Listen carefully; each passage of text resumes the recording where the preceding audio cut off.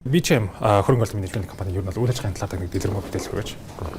За BGM бол 2022 онд үүсгэн байгуулагдсан. Тэсгээр би хөрөнгө оруулалттай санхүүгийн цэцүүлэх орны тусгай зөвшөөрлөө аваад байгуулагдчихсан. Мэргэжлийн хөрөнгө оруулалтын менежментийн компани байгаа. Өнөөдрийн байдлаар бид нэр хоёр хувийн хөрөнгө оруулалтын сантай буюу хаалттай хоёр сантай. За нэг нь бол тогтмол орлогын сан буюу бондын сан. За нөгөөх нь бол үйл хөдлөлийн салбар дээр бид нэр сан байгуулсан. Тэгэхээр илүү нөгөө төрийн өгөөжтэй хөрөнгөний өсөлт хоёрыг хөрөнгө оруулагч нарт олох зорилготой юм хаалттай үйл хөдлөлийн сан байгуулсан байгаа. Тэгээд энэ хоёр сангаараа дамжуулаад бид нар яг өнөөдрийн байдлаар бол нэг 60 орчим төгрөгийн asset under management-тэй ажиллаж байна. Тэгэхээр Монголын хөрөнгөний бирж сүүлийн байдлаар юу бол Монголын хөрөнгөний зах зээлийн хөрөнгө чадварыг нэмэгдүүлэх тусгай хөтөлбөр зардаад байгаа. За үүн дээр бол BGM компани зүгээс бол хамтран ажиллаад байгаа шүү дээ. Тэгэхээр үеийн таар дэлгэрэнгүй мэдээлэл өгч өнөө шинэ индекс бүртгүүлсэн байгаа. Энэ юу нь бол ашиглал богдол зам мөнгөчлэн багч байгаа юм бол аль юг дагж байгаа талаар надад дэлгэрэнгүй мэдээлэл. За юуны өмнө үзэгч нартай бас тайлбарлах байх. Индекс гэж яг юу вэ гэдэг. Эхлэхэд бол их тийм сонсоход их мэргэжлийн үг хэллэхээр нэ ер нь ойлгоход их амархан. Юу вэ гэхээр индекс бол тухайн зах зээлийг төлөөсөн, тухайн зах зээл яг ямар төвшөнд явж байгаа гэдгийг одоо хэмждэг хэмжүүр байдаг. Өөрөөр хэлбэл хөрөнгөний зах зээлийн одоо халууны шил гэж болж хэлж болно. Тэгэхээр индекс гаргаснараа яг ямар ач холбогдолтой вэ гэдэг айгуу чухал шүү дээ энэ одоо энэ зах зээл дээр. Тэгэхээр нэгдүгüүрт бол тухайн зах зээл дээр юу болж байгаа гэдгийг индекс өөрөө төлөөлж байгаа. Жишээлх юм бол манай Future Tech Innovation буюу FTI гэдэг индекс байгаа. Тэгээ энэ маань болохоор ирээдүйд ер нь бол одоо технологийн салбар дундаа одоо дотроо ус зөндөө олон салбар байгаа шүү дээ. Эдгээр салбарууд ер нь бол хэмэл оюун ухааны өөрчлөлтөд холбоотойгоор бол урт хугацаанд тогтмол өсөх юм байна гэж харж байгаа. Тэр утгаараа хэмэл оюун ухаан болон тэрийг дагсан экосистемийн бүрдэл хэсгүүдийг бүгдийг нэгтгэхэд индексжүүлж өгч байгаа. Тэгэхээр энэ дотор бол ингээд ямар салбарууд байна вэ гэдэг чинь тэгэхээр нэгдүгüүрт бол 50% нь бол энэ индекс технологийн салбарыг бол дагж байгаа. За 30% нь бол broad market буюу S&P 500 тэр чигээрээ явж байгаа. Энэ бол эрсдлийг арай илүү бага болгох зорилгоор. За 10% нь бол зэсийн салбар, илүү commodity гэсэн. За 10% нь болохоор эрчим хүчний салбар явж байгаа. Тэгэхээр эдгээр салбаруудыг одоо тодорхой хувийн жингүүдээр багцлаад нэг индекс болгоод Монголын хөрөнгөний бирж дээр гаргаж байна гэсэн. Тэгэхээр эдгээр хэмэл оюун ухааныг дагсан технологийн одоо салбар ямар төвшөнд өнөөдөр явж байгаа вэ? Одоо өнөөдөр буурж байгаа, өчигдөр буурсан уу, өссөн үү гэдгийг харах одоо нэг юм хэмжүүр төл болчихж байгаа. За энэ бол одоо жишээлх юм бол машинаар бол одоо хянах самбар болчихж байгаа байхгүй юу? Одоо машинд хянах самбар байхгүй бол бид нар чинь машин доогоор өнгийгөө те нөгөө дугуйны яач уу, моторны яач уу гэд хардаг. Хянах самбар бий болсноор тэр бүх юмнуудыг нэг газараас харах боломжтой болчихж шүү дээ. Тэр шиг индекс гэдэг бол хөрөнгөний зах зээлийн одоо хянах самбар болж байгаа. За нэг дахь том давуу тал бол энэ болж байгаа. Төлөөлжтэй тухайн салбарын гүйцэтгэлийг хардаг. За хоёр дахь том одоо гол давуу тал юу вэ гэхээр одоо биржээр ярилжаалагддаг сан гэж үүдэг. Одоо ETF гэж нэрлэдэг, Exchange Traded Fund гэдэг. Тэгэхээр пассив хөрөнгө оруулалтын удирдлагатай эдгээр сангууд одоо Монголд бий болох урьдчилан нөхцөл бий болж байна л гэж харах хэрэгтэй. Яагаад тэгэхээр пассив удирдлагатай эдгээр сангууд маань заавал нэг индексийг дагж идэг. Тэгэхээр тэр индексийг бид нар бол Монголын хөрөнгөний биржтэй хамтраад анхны одоо equity дээр суурилсан индексийг бий болгож байна гэж бол харж байгаа. Тэгэхээр индекс багтж байгаа ер нь салбаруудыг харахад ер нь сонирхолтой санагдаж байна л да. 10% зэс за 30% нөлөө одоо 30% одоо semiconductor за аюушаа 10% нь болохоор эрчим хүч үйлдвэрлэл цаад гэснэ. Ахаа 30% нь S&P 500 гэж байна. Тэгэхээр ер нь бол салбаруудын ер нь чааш нөлөө байдлыг юу гэж харж байгаа бол ер нь бол эдгээр индекс эдгээр салбаруудыг ер нь сонгосон ер нь шалтгаан цаад шалтгаан юу бол цааш өсөлт нь ер нь хэр боломжтой. Тэгэхээр яг одоо сая би бас хэллээ нөгөө ETF гэдэг нөгөө сангууд бий болох одоо өөрчлөлт нөхцөл бий болж байгаа шүү дээ. Тэгэхээр сан өөрөө яаж ажиллах ёстой вэ гэхээр илүү урт хугацаанд харж ажиллах ёстой. Одоо хамгийн багадаа 5 жил ч гэдэг юм уу те. Тэгээ 10-аас 20 жил ингээд явдаг. Тэгэхээр урт хугацаанд одоо эдгээр экосистемийн, технологийн экосистемийн эдгээр одоо салбарууд өснө гэж бол харж байгаа. За ялангуяа технологийн салбар бол энэ хэмэл оюун ухааны хувьсгал одоо өөрчлөлттэй холбоотойгоор бол урт хугацаанд нэлээд одоо өсөлтийг авчрах гэж харж байгаа. За жишээлх юм бол одоо хүн төрөлхтний түүхэнд те гарч ирсэн одоо энэ гэрэл цахилгаан бий болсон үеч гэдэг юм уу? Эсвэл одоо газрын тосыг одоо газраас олборлж их хийсэн үеч гэдэг юм уу? Тэрнтэй ижилхэн хэмжээний том хувьсгал явж байгаа. Яагаад тэгэхээр тухайс нь 1-2 салбар дээр нөлөөлж байгаа биш те. Энэ бол бүх индастри, бүх салбаруудад нөлөөлж байгаа ийм том одоо хувьсгал гэж харж байгаа учраас одоо монголчууд бид нар урд хойд төрш ч юм уу эсвэл одоо дэлхийд тэргүүлж байгаа Америкийн нэгдсэн улсын хөгжлийг зүгээр хараацах биш.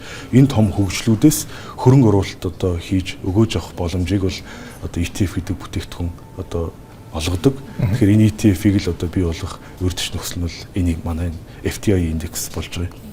За тэгэхээр технологийн салбар бол ингээд ойлгомжтой ер нь бол өсөлт авчирна гэж харж байгаа. За түүнийг дагсан одоо айгүй чухал түүхийн хэд бол одоо нөгөө эрчим хүчний салбар гэж харж байгаа. Тэгэхээр жишээлх юм бол одоо Nvidia ч гэдэг юм уу те одоо дэлхийд тэргүүлж байгаа технологийн компаниуд бол одоо юу ярьж байна гэхээр IT-ийн одоо жишээлбэл энэ компаниуд те IT-гийнхаа ажилтнуудад бол токеноор цалингийг олгодог, токеноор одоо бенефитийг нь хүртээдэг ийм зүйл рүү бол ойрын 2-3 жилийн ирээдүйд бол шилжнэ гэж. Тэгэхээр юу ярьж байгаа нэхээр одоо компаниудын ESOP хөтөлбөр гэж байгаа шүү дээ. За сайн ажиллаж байгаа, үнд шударга ажиллаж байгаа хүмүүстэй ESOP хөтөлбөрөөр компанийн хувьцааг олгодог те.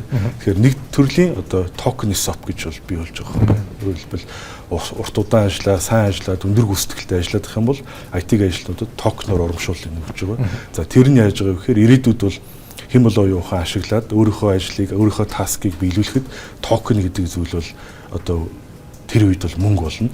Тэгэхээр токен хэдийн хэмжээний токентэй байна, төдий хэмжээний хэн болоо юуханыг ашиглах чадамж бий болно гэж. Тэгэхээр эдгээр одоо компаниудын бодлогуудыг жишээлбэл харсан ч тэр одоо эрчим хүчний салбар, за тэгээд тэрийг дагсан одоо технологийн салбарууд бол урт хугацаанд өснө гэж харж байгаа. За мэдээж бүх зүйлсүүдийн одоо түүхийн дөөрөө зэсийн салбар байгаа учраас зэсийг бид нар бас оруулсан. За тэгээд мэдээж одоо алт мөнгө ч юм уу бас байж болно. Гэхдээ яг сүүлийн жилүүдийг харахад геополитикийн одоо энэ нөхцөлтэй холбоотойгоор алт одоо мөнгө хоёр маань илүү бас нөгөө хежинг те эсвэл илүү одоо арилжааны шинж чанартай бас болоод байгаа учраас арай илүү тэр хэм маяг нь бага байгаагаар нь одоо зэсийг бид нар онцгойлж 10% нь оруулж ирж байгаа гэж ойлгож байна. Тэгэхээр ер нь бол харах юм бол Монголын өргөнгийн бирж дээр 3 индекс гэсэн шүү дээ. Top 20 за MSCI гэдэг. Ер нь индексийн тооцоолын аргачлалыг ер нь тогтооход ер нь бол яг юун зохицуулт гэдэг юм уу? Ер нь бол тооцоол нь ямар шүү явдаг юм бол тэрний талаар мэдээлэл бол. Тий.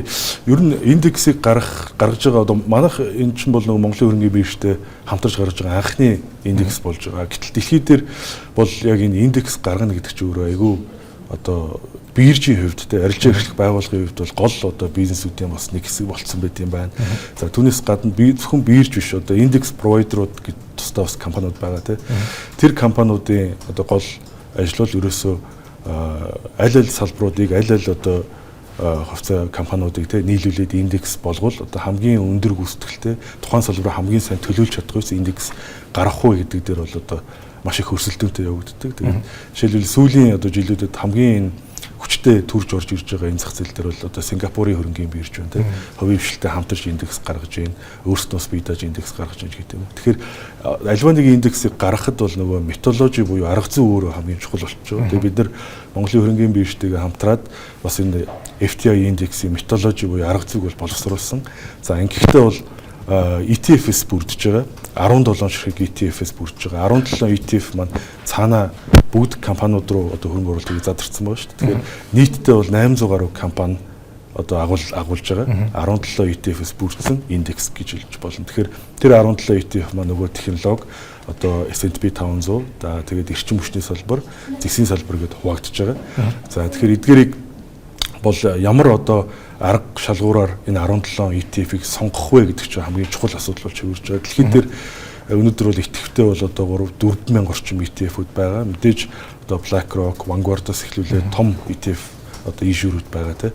Тэгэхээр тэднээс бол бид нар бол нэлээд өргөн үргэний судалгаа хийж байгаад ер нь бол одоо мэргэжлийн одоо нөгөө эрсдлийн шалгуур үзүүлэлт байгаа шүү дээ. Одоо Sharpe харьцаа, Sortino ratio гэдэг ч юм уу тийм. Эсвэл нөгөө нэг drop down за гэдэг зүйлүүдийг ер нь бол харж агаад бүгдийг фильтрцээ.